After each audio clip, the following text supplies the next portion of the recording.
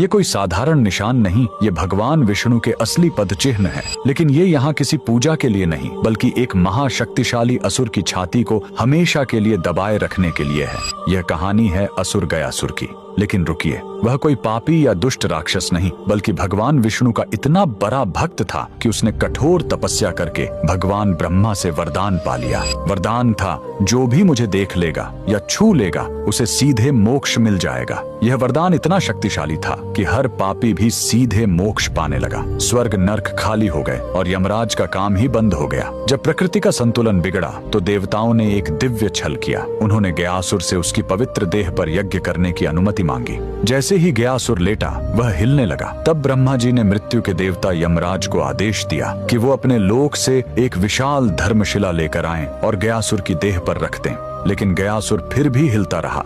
तब उसे स्थिर करने के लिए स्वयं भगवान विष्णु ने उस विशाल धर्मशिला पर अपना दाहिना पैर रख दिया, जो हमेशा के लिए अंकित हो गया। भगवान के स्पर्श से गयासुर खुश था। उसने मृत्यु से पहले भगवान विष्णु से वरदान मांगा, मेरी यह देह दुनिया का सबसे बड़ा तीर्थ बने और जो यहाँ अपने पितरों का पिंड दान करेगा उन्हें सीधे मोक्ष मिलेगा। और भगवान के आशीर्वाद से गयासुर का वही शरीर आज बिहार का पवित्र गया शहर है और जिस स्थान पर विष्णु ने पैर रखा था वहीं पर बना है यह प्रसिद्ध विष्णुपद मंदिर। लेकिन रुकिए, इसी मंदिर के बगल में इस फल्गु नदी में कभी पानी नहीं दिखेगा। क्यों? कहते हैं, जब भगवान राम और लक्ष्मण अपने पिता के पिंड दान की सामग्री लेने गए थे, तब राजा दशरथ की आत्मा स्वयं प्रकट हो गई और उन्होंने माता सीता से ही पिंड दान मांग लिया। तब सीता जी ने फल्गु नदी की रेत से ही पिंड बनाए। उनके हाथों में रेत भी अन्न के पिंड के बराबर हो गए और फल्गु नदी एक गाय और एक ब्राह्मण को गवाह बनाया। लेकिन जब राम जी लौटे तो उन्हें इस बात पर विश्वास नहीं हुआ